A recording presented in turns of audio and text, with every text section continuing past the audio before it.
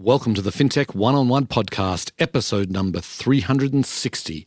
This is your host, Peter Renton, chairman and co-founder of Lendit Fintech.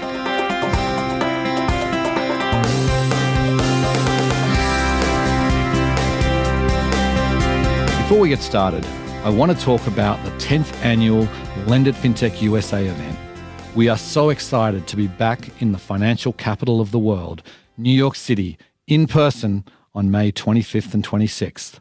It feels like fintech is on fire right now with so much change happening, and we will be distilling all that for you at New York's biggest fintech event of the year. We have our best lineup of keynote speakers ever, with leaders from many of the most successful fintechs and incumbent banks. This is shaping up to be our biggest event ever, as sponsorship support is off the charts. You know you need to be there, so find out more and register at lendit.com.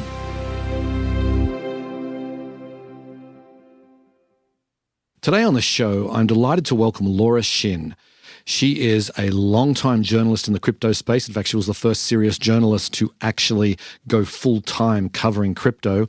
She's also the host of the Unchained podcast, and most importantly, the author of a new book called The Cryptopians: Idealism, Greed, Lies, and the Making of the First Big Cryptocurrency Craze. It's basically a story on Ethereum. It sort of takes us through the history of Ethereum from the very, very beginning and some of the milestones along the way. It reads more like fiction than non-fiction because it's such an interesting saga with lots of conflict and twists and turns along the way. So we talk about some of that in this conversation. You know, Laura also provides some of the background to the book. She also provides her thoughts on where crypto's going and what it really means for the rest of the financial world. It was a fascinating conversation. Hope you enjoy the show. Welcome to the podcast, Laura. Thanks for having me. Why don't we get started by giving the listeners a little bit of background about yourself, and just maybe if you could weave into the background sort of how you first got interested in crypto. So I've been a journalist for over 20 years, and I had covered a whole bunch of different things. But in 2015, I was covering personal finance, and I was frankly like a little bored. And my editors at Forbes, I was at that time a contributor, which is a freelancer. They said, "Hey, we have this idea to do a Forbes FinTech 50 list. Do you want to head up the list with another reporter?" And so she and I decided to, do this together, and we divided the list into categories. And I took the category of digital currency and just became completely obsessed. And that was 7 years ago. It'll be 7 years ago in like 2 weeks. So it's been the fastest and most fun 7 years of my career. I just kind of became very obsessed with crypto, and just kind of could not satiate my curiosity about it. And so people in crypto often call this falling down the rabbit hole. And that's definitely what it was for me. For a brief period in there, I was a senior editor at Forbes. And at that time, when I was hired, they finally told me I could cover crypto full time and I didn't have to write any more personal finance articles. And I also launched my podcast in 2016. And I actually owned that from the beginning because I was a freelancer at Forbes at the time that I started it, even though I started it with them. And then in early 2018, someone who was helping me with the podcast told me that with the downloads that I had, I could charge X amount for sponsorships on it. And I had no idea because, she was saying, well, this is what the other podcasts are charging, and you have way more downloads than anybody else. So that made me realize I can quit this job at Forbes and I will then keep doing the podcast, but then spend the rest of my time working on a book. And that is how I published this book, which came out a little over 2 months ago now. And my life has been a complete whirlwind ever since. Right. And we're going to get into the book in some depth here. I read it and it really is a fascinating read. So, but maybe first, I know we chatted actually right around that time in 2018, and when you were about to jump off into the becoming really an entrepreneur, more than just a journalist. So what was that sort of leap like for you? How was it kind of, and I presume maybe you can also talk about Did you own any crypto at the time? You've been covering this for a while. You could have actually done very well for yourself. But so tell us a little bit about that and the leap into entrepreneurship. Yeah. So when I worked at Forbes, there was a period when I owned Bitcoin and Ether. Forbes has a policy that if you cover something that you own, that you can disclose it. But then when I left, I wanted to be able to write for any publication that I wanted to. And many publications have a stricter policy than that, where they would not let you cover something that you own. So I sold my Bitcoin and Ether. I also gave some away and donated. But basically, I haven't looked back.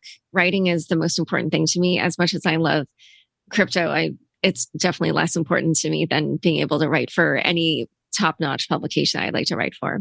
But you've seen people that you've interviewed and talked to that were struggling financially and now they're billionaires, right? So that's oh yeah, for sure. That must be interesting. Yeah, except that even when I did buy a little, like journalists definitely compared to business people, they just don't make anywhere near as much money. So the amount that I put in, even now, if I kept it, like I wouldn't be anywhere near as wealthy as any of them because I didn't know that many. Right. Got it. But anyway, in terms of the entrepreneurship, I actually have worked for myself for most of my career. I have freelanced just probably, I don't even know, like it's like maybe 60, 70% of my career, maybe 80 now. I really don't know. I just, for various reasons, I don't have the kind of personality where, I really like working for others. So yeah, I just have actually mostly worked for myself. So when I quit that job at Forbes, I'd actually only been there for 7 months. I was at Forbes total for roughly 5 years. And most of that time was just freelancing for them. And, it was just a small sliver of time where I was full time. So making that shift actually wasn't that difficult. It's just that now everything's so much bigger. The business is bigger.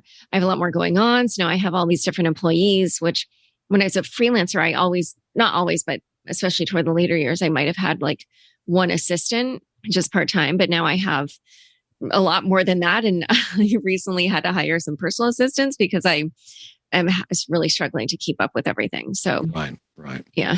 Understood. Okay. So then before we dive into the book, I'd like to sort of take a step back and get your perspective about, you're deep in the weeds of the crypto world, but you're from the sort of traditional finance world. And so I'd love to get your perspective on what are people outside of crypto, what's the biggest misconception? I'm particularly interested in those in banking, traditional finance. What do you think is their biggest misconception today?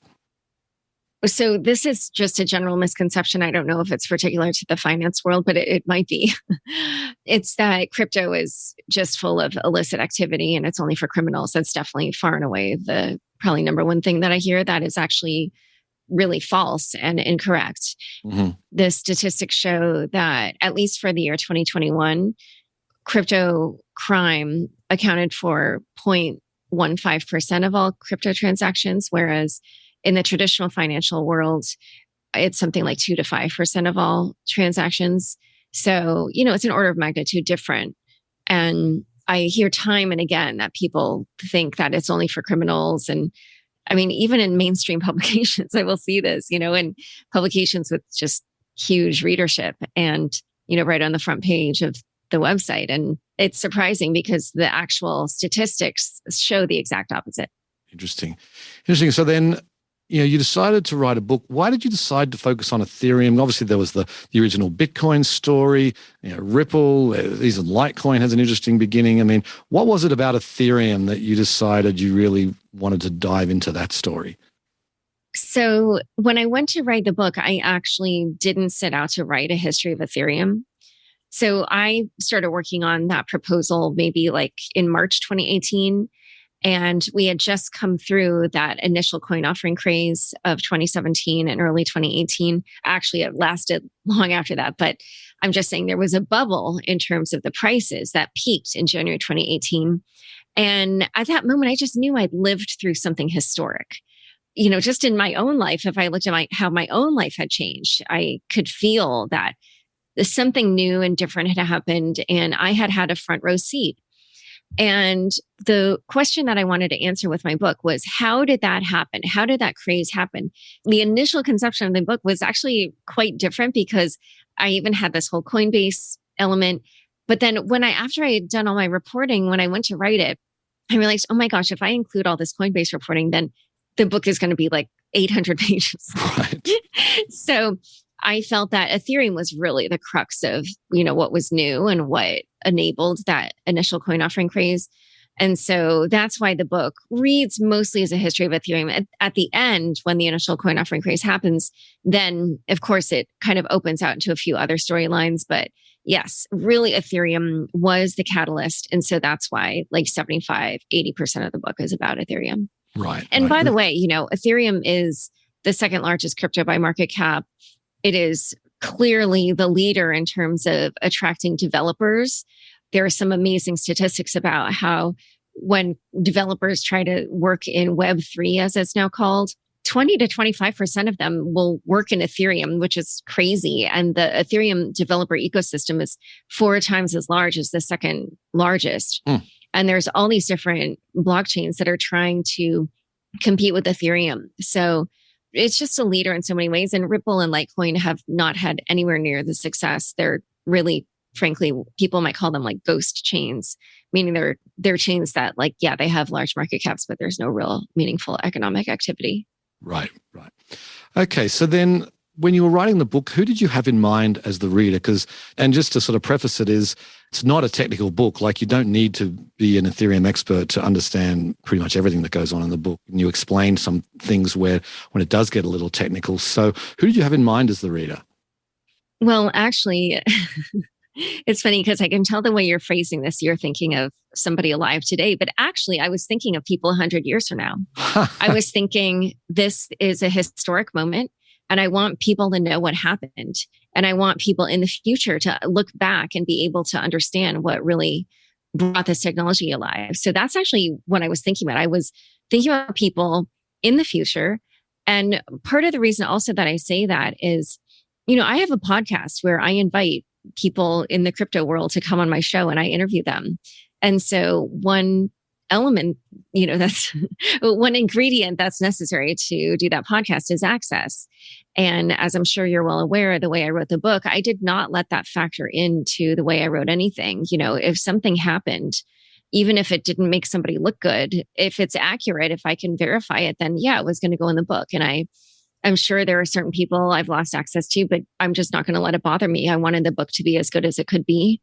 Right. But the sort of secondary person, sure, is an everyday person. I definitely did not want to write something that was only for crypto people. And so I actually had my real life friends read one of the first drafts of the book. And there are people who definitely don't know anything about crypto. And they gave me invaluable feedback. You're right. There are so many technical things in the book. And that part, they really helped improve, frankly, because they would tell me when they were confused and things like that. And they told me things like, every time you used an analogy, it was extremely helpful. So then I went back through and I added a ton more analogies. Right. And it really is. It's it's a gripping story. In some ways, it almost reads like fiction because it's just some of these things happen. I think it's just crazy, particularly in the early stages where it just felt like it wasn't a done deal that Ethereum was going to make it. And so, did it feel to you when you're sort of looking at it like it's a real story? It's not just sort of a recounting of history. It felt like to me that it almost had a fiction feel to it. Was that your intention? Oh, yeah. Yeah. When I went in, I didn't know that. But once I had the reporting, then it was very clear that this was a very dramatic tale. There was a lot of drama. There were all these sagas. There was a lot of conflict. There were a lot of moments when it didn't look like Ethereum would make it. On top of that, by the end, I suddenly realized these years that I chose to focus on, they ended up being a coming of age story for Vitalik, which I didn't know when I went in to write it. So there were just so many elements. Yeah, it just ended up being a very classic story, which, one thing I will say is that I remember early on, my editor and I talked about how we wanted the book to be about the people and not kind of a drier technological thing. Right. And so that's why we actually chose this title, The Cryptopians. We did actually look at a number of other titles that didn't kind of highlight the fact that this is about people. This we felt was going to kind of just underscore that. And then I like the fact that, it's like a made up word, right? But it's a made up word for two other words that are common, which are like utopian and dystopian, and you don't Right. know which one. Right. Exactly. So Great. And so you mentioned Vitalik Buterin, who was really was his brainchild. And it's really interesting in the book because I think you started when he's in like high school and talking a little bit about what he was like then, because he was pretty young and he's still very young, obviously. But tell us a little bit about him. And I mean, he comes across in the book, he's certainly an evolving character, but someone that pretty is socially relatively naive. And you keep talking about how people are trying to manipulate him. Tell us a little bit about your sense of who he is and how he has grown and whether it was really his ingenuity that sort of has been most responsible for the success of Ethereum. So Vitalik is, to my mind, a very kind of pure person, very idealistic. And definitely in the beginning of the book, he's very naive. So I actually had gone back to his childhood and I talked a little bit about that. And so people, get a sense that this is someone who really did not have social skills. And he came up with the idea for Ethereum when he was 19. And he sent the white paper out to several friends on the day that Bitcoin crossed $1,000 for the first time. Mm-hmm. So there was this sort of like magic in the air where all these crypto people were having these feelings of, oh my gosh, we can make money from this. And, there were people who maybe bought Bitcoin at $1 and now they had 1,000x their initial investment. And so when they saw Ethereum, they really felt like, oh, we can make money here. And Vitalik, he doesn't have that kind of character. He had this very idealistic notion about building something decentralized for the people. And, this leads us to many of the early conflicts where there are people that are kind of more business-minded, or you could even say self-interested. And they and the people like Vitalik, which mainly is the other developers, they butt heads a lot. And there's all these conflicts between the business guys and the developers or the devs. And he could not see when people were trying to manipulate him. And countless people told me about how, because he's so conflict averse, he could never say no to anybody. And so what people would do is they would just kind of like hang around him a lot and like just be talking to him. And because he couldn't say no, they would basically get their way. And a lot of people felt that Vitalik couldn't even see that people had these ulterior motives. So the book just goes into kind of how this created a lot of the conflicts in Ethereum for years. And by the end, finally he's kind of wisened up a little bit. The one thing I would still say, though, is I do feel that idealistic nature of Vitalik shows that he's a very evolved person. So even though he was naive, you could say naive, but because he was so pure and so evolved, it was like he couldn't even conceive of anybody who would have less pure motives. And so, yeah, there just were, a number of people like that who were older, and yet they, in my opinion, were these like less evolved characters. What's his perspective on your book? As far as I know, I don't think he's read it. I think he has mixed feelings about it because It does reveal so much. It does. But one thing, I just wanted to answer your question about whether or not Ethereum's success is due to Vitalik. I wouldn't say single-handedly by any stretch because, as you know, the main builders were actually these other coders. And Vitalik is really more the visionary.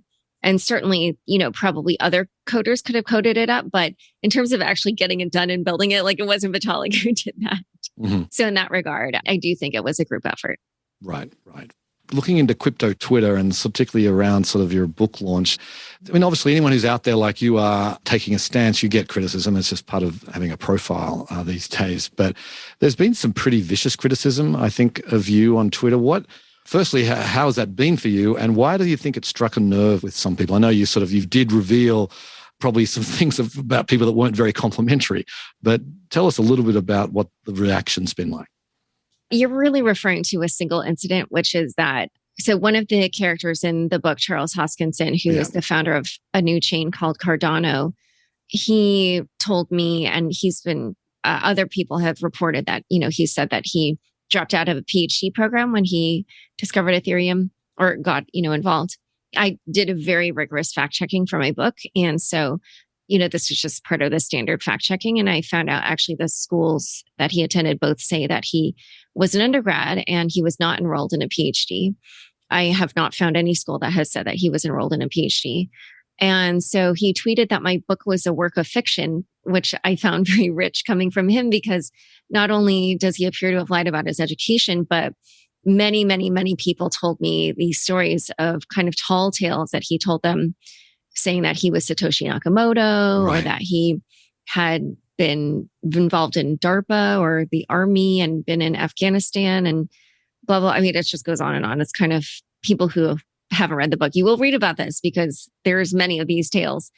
And so I just responded to him saying, hey, like, speaking of fiction, do you want to rectify the difference between what you're claiming about your education, what the schools say? And I think a lot of Cardano people were really upset that I revealed something that he appears to have lied about. And so I actually, when you say like I'm getting criticism, I actually don't think it has anything to do with me, because a lot of these people will say that, for instance, I'm a shill for Ethereum. Okay, nobody who's read my book would call me a shill for Ethereum. So it's very obvious they didn't read my book and they're just upset that I found out this fact, or what appears to be, you know, this fact that he lied about his education, and they're just worried about their Cardano holdings decreasing. So I think that's basically it. But I really don't feel it has anything to do with me. It's just about them and their worries about their money bags. Okay, that's good. So you talk about sort of the running out of money piece, and then there was lots of challenges at the beginning, and then there was this big hack, the DAO hack, which you write about extensively. So maybe you could tell a little bit about what actually happened there and how someone was able to steal a good chunk of the total of Ethereum. Well, the incident we're talking about, the DAO hack. DAO is DAO. It stands for Decentralized Autonomous Organization. And now there are many DAOs, but at that time, for some reason, they just chose the name The DAO. Right. And it was styled as a decentralized venture fund, meaning that the DAO token holders would basically kind of vet these different proposals that would come in front of the DAO. And for any that they approved, the DAO would give that venture money. And then when the venture began making money, it would send some of the proceeds back to the DAO token holders. And people were so enthralled by this idea. By the way, the DAO crowd sale happened maybe like about 9 months after Ethereum had launched. So it was a very new time in Ethereum. And it's amazing because, you know, I actually consider Ethereum difficult to use now. And yet, even at that time, it was like way more difficult to use. And yet it went on to become the highest crowdfunded project of all time. And it raised $140 million. And that was about 15% of all Ether. And then within the span of a few short weeks, someone hacked 31% of the Ether in the DAO. And so now this malicious actor had 5% of all Ether. And this was truly the only existential crisis for Ethereum.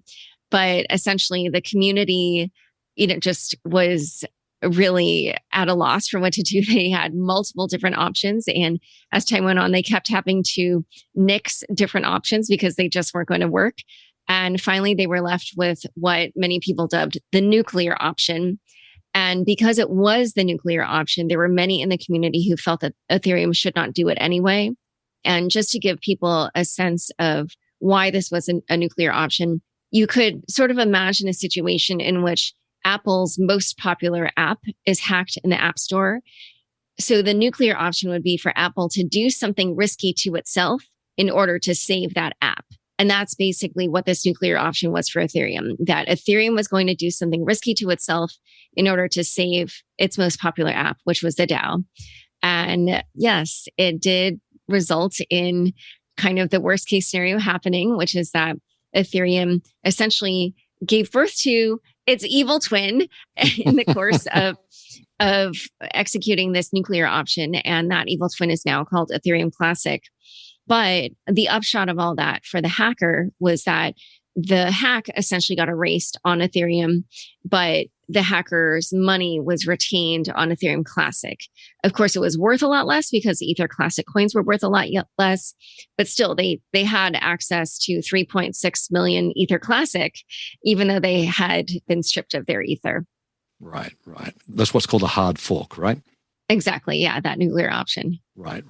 And so then what's interesting to me, I was reading earlier this year that you actually figured out the person behind the hack. And can you maybe, I know it's a pretty detailed story, but can you just tell us a little bit about, one, how you figured it out, And yeah, just sort of the process there. And I think you announced it maybe when you figured out, 'cause you only announced it this year, right?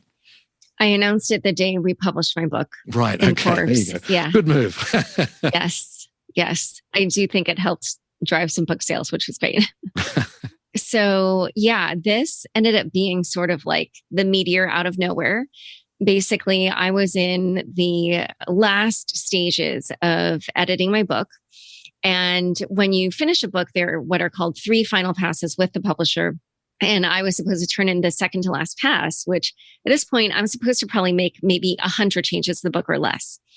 And one of my sources reached out to me, and he's Brazilian, and he had been involved in the DAO and in the rescue. And he said, hey, the Brazilian federal government started an investigation into the DAO when the hack occurred 5 years ago. And by extension, they opened an investigation into me because I was involved in it. And they want to interview me. And I thought I need a report to kind of exonerate myself. And, these reports can be a bit expensive. So he thought, who else could use this information? And he thought of me. And so he got a discount, and I credited this company, Coin Firm, in the book. And we basically went over this report, which contained the transactions that the DAO hacker had used to convert their Ether Classic, since the Ether Classic was not very usable, not easy to turn into money, into Bitcoin, which was at that time and still is today the most liquid cryptocurrency. And the thing is, because everybody knew that those were the hacked coins, this person really only had one exchange that they could use. And it was an exchange that didn't take any personally identifying information. But because of that, it also restricted you to trades of $2,500 or less. And so the hacker was doing many, many, many, many conversions, under that limit. And we kind of followed the pattern of these cash outs. And we noticed that they followed an Asian morning to night schedule. And the thing is that I had actually kind of followed through on an investigation that somebody else had started back in 2016, where there were some suspicious transactions that were identified. And I interviewed all those people, and I kind of looked into what was actually happening with those transactions. Like, there was the theory about what was happening, and then I found out what was actually happening. And then I interviewed them all. And the way I had written the book up until that point was that I explained why they came under suspicion, explained what I discovered about what their transactions actually meant, and then finally interviewed them and gave all their comments. And so I did not say anything conclusive about who did it. I just sort of left the reader to decide, and just kind of basically showed I did the homework. I finished this investigation that had been started. Mm-hmm. Well, when I got, this new report, I was supposed to turn in this second pass. And so I said to my publisher, hey, can I have 2 more weeks? And they were like, no. Like, this book is basically done. And we'd actually already delayed it once for various reasons. And so, it was kind of absurd that I was saying I needed more time. However, I sent the information anyway to another firm I had been working with called Chainalysis. Oh, and by the way, the one thing I just wanted to mention was the different people that I had, kind of put in the book, the ones who had fallen under suspicion, they were all based in Europe. So the Asian morning to evening cash out schedule did not match their online activity or their geographic location. So that was, to me, just something confusing. And then the other thing about the Asian morning to night schedule is that I had gotten a customer service email from the DAO hacker. It was an email that they had sent to Shapeshift when they were kind of putting all their coins in the right places to execute this attack. Mm-hmm. And I could see from their email that they were a fluent English speaker. It was very obvious because it wasn't even just like complete sentences in English, but it was in shorthand. So it'd be like, instead of saying, I'm going to the grocery store, do you want anything? It'd be like, heading to the grocery store, want anything? Just, right. Another level of fluency. So I sent the information to Chainalysis, and I had actually already gotten a ton of information from them for many, many other things in the book. And they were not responding. And so for I forget how long, I just kept hounding them. And I just was like, oh my gosh, these people are never going to talk to me again. I'm completely harassing them, and then finally they reached out, and the attacker had sent those Bitcoin that they received through what's called a wasabi mixer, which is a way of obscuring the trail of your coins. It just basically mixes your transactions with a bunch of other people's transactions. And then on the other side, it's just harder to kind of, follow the trail backward. Now, Chainalysis had the ability to demix at least some types of those transactions. And so they followed the DAO hackers' Bitcoins to 4 different exchanges. Now, exchanges are where you will get an account name, address, et cetera. Obviously, no private citizen, including myself as a journalist, can just call up any exchange and say, hey, whose account is, Right. is that? Or like, what's their name? What's their email address? But through a source, I was able to find out that those coins were converted to Grin, which is a privacy coin, and withdrawn to a Grin node. And that Grin node had the name grin.toby.ai. And this person that I believe was behind the DAO attack is somebody named Toby Honish. He used Toby AI on his profiles pretty much everywhere, like Reddit, Medium, Twitter, GitHub, you name it. That was the alias. I think I've uncovered 16 of these. And the other thing is that we saw the IP address for that Grin node was also hosting what's called a Bitcoin Lightning node, which is this kind of layer on top of Bitcoin for cheap transactions. And that Grin node was named 10x. And this person, Toby Honish, had founded a company called 10x. And so then once I had this identity, which, seemed quite strong, I went back and I found out what he was doing at the time of the DAO hack. And he was very into the DAO. He identified flaws in the DAO. He reached out to the creators about those flaws. They said, oh, okay, we'll fix these, but they didn't feel it was like urgent to do. So then he begins writing these blog posts where he has like multiple exclamation points about these flaws. And indeed, some of these flaws are what forced Ethereum to hard fork. After the hack, he was tweeting things that were pro letting the hacker keep their coins and anti hard fork. Jeez. So, pretty much everything fit from, end to end, beginning to end. And by the way, he is a fluent English speaker and he at that time was living in Singapore. He may still live there. I don't know where he lives now. Are the authorities, is there anything happening?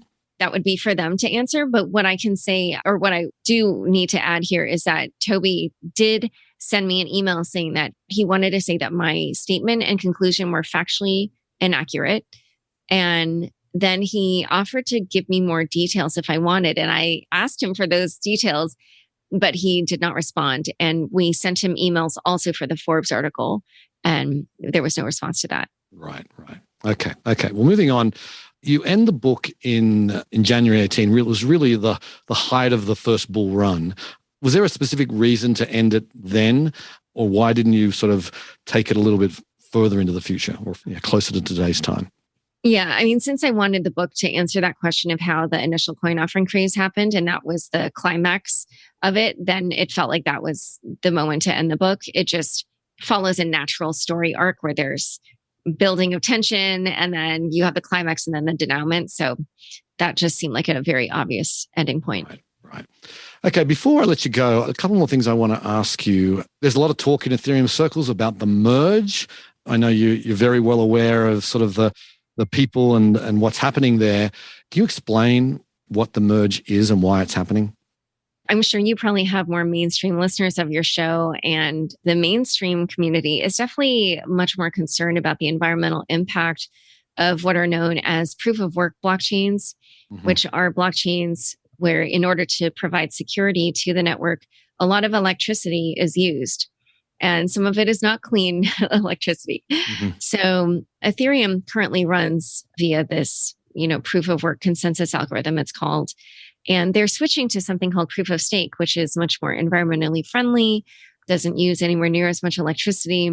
And so what they've done is they already have this new proof of stake blockchain going, but there's no economic activity happening on it. They just wanted to have this period of people basically doing the staking, which is part of this proof of stake, where they deposit a certain amount in Ether and then they will earn interest. And there's, kind of different levels of interest based on how much Ether has been deposited for staking and blah, blah, blah. But anyway, the merge is when they now move all the economic activity in Ethereum over to this proof of stake blockchain. And the reason why it's so tricky, it's often been described as swapping out the engine on an airplane in mid-flight. And when you think about it, it's not just the economic activity happening on Ethereum itself, But there are so many coins on Ethereum. There's NFTs on Ethereum. There's DAOs, other DAOs on Ethereum. There's like, beyond the economic activity on Ethereum itself, there's all the other economic activity that it's supporting. So it's a very, very tricky procedure. They are definitely taking their time with it, though. They're being incredibly cautious. It was delayed yet again, which a lot of people made fun of them for, but I think it just goes to show how careful they're being with it. Right. And it is supposed to happen later this year, although that's not a guarantee we keep hearing. So I want to end with just get your thoughts on when you step back and look at sort of not just Ethereum, but crypto in general and, how right now the impact on the financial system has been, I would say minor overall, if you look in the whole scheme of things. But what do you think is the long-term impact of crypto and how do you think it's going to play out? I truly think that the number one biggest impact that crypto will have is in this kind of decentralized business model or in decentralization. And, the way that I like to describe this is if you think about Bitcoin, so I actually don't know what the market cap is right now, but it's probably near $1 trillion, somewhere in that ballpark. And there's only a few companies in history that have achieved a market cap of $1 trillion or more. Mm-hmm. Bitcoin did this without having a CEO or a board or hiring any employees. And the way that Bitcoin achieved this was by having this coin at the center that was incentivizing people to do things that would help grow the network. So, for instance, a lot of people have heard probably about mining, and mining is, this process by which people can win new Bitcoins. But the thing is that when they do that, they are adding security to the Bitcoin network. So instead of Bitcoin having to hire an IT department, it just incentivizes people to add their computer power to the network. And then that makes it harder for anybody to kind of attack the network, basically. So the main attack there that people would be concerned about is what's known as a 51% attack, which is where somebody commandeers more than 51% of the network or adds 51% of the power in the network and then tries to change some of the transactions. I could give many other examples of ways that either Bitcoin or other coins have been designed to basically have different people provide services to that blockchain without having to actually hire anyone to do it. And I think we're going to see a lot more of these. And I really think it's going to shake things up. Okay, we'll have to leave it there. Laura, really fascinating chatting with you. Congratulations on the book. Yeah, just really, really think it's such a fascinating story. And I'll obviously be linking to it in the show notes. Thank you so much. I really enjoyed this conversation. To me, really one of the most interesting things that I think about Ethereum is that Laura shared there's 4 times the number of developers on Ethereum than the next most popular blockchain. And that to me is really why I'm so bullish. And I am bullish. In full disclosure, I own a few ETH, but I'm bullish on really the future of Ethereum and how I think, with decentralized finance, how it's really being built on Ethereum, and it's going to be, I think, such an important part of the financial system. That's why I think everybody should read this book to be able to understand sort of how it really came to be and what it means. And it's a great story. It's a saga that takes lots of twists and turns along the way, but it's an easy read. You'll come out of it with a better understanding of Ethereum and its place in the finance world. Anyway, on that note, I will sign off. I very much appreciate you listening, and I'll catch you next time. Bye.